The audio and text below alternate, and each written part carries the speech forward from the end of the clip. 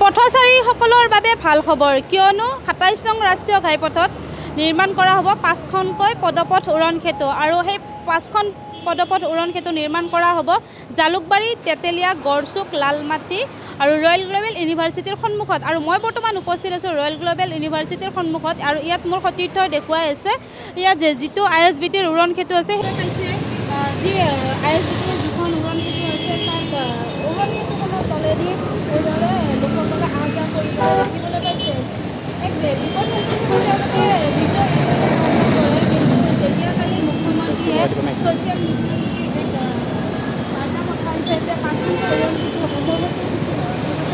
বাইদেউ কি ক'ব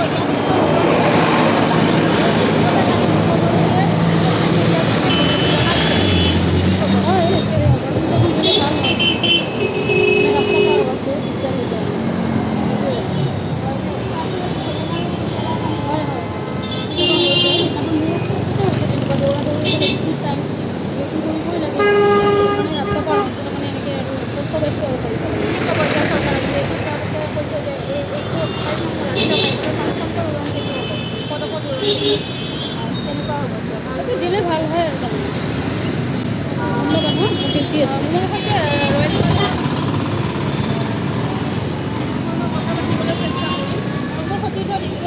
ব্ৰিজৰ তলেৰে তেওঁলোকে নিতৌ এইদৰে আহ যাহ কৰে আৰু যিটো তেওঁলোকৰ স্কুল টাইমিং সেইটো তেওঁলোকৰ কিছু পলম হোৱা বুলিও আমাক কিছু ছাত্ৰ ছাত্ৰীয়ে জনাইছে আৰু মই কিছু দেখাবলৈ চেষ্টা কৰিম ৰাস্তাৰ সিটো পাৰত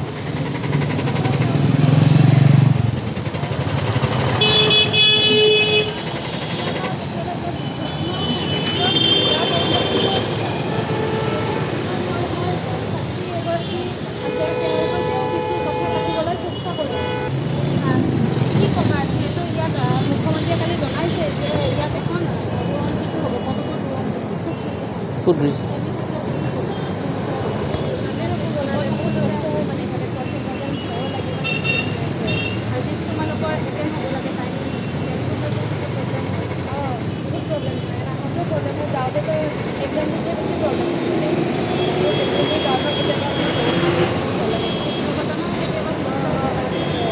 ৰাস্তাটো ভাল হ'লে দিলে ভাল লাগে আৰু আমাৰো সুবিধা হ'ব আমি তাৰমানে ৰাস্তা পাৰ হোৱাতে বহুত অসুবিধা পাওঁ না এইকাৰণে দিলে ভাল মুখ্যমন্ত্ৰী দিলে ভাল হ'ব আমাৰ কাৰণে ধন্যবাদ জনাম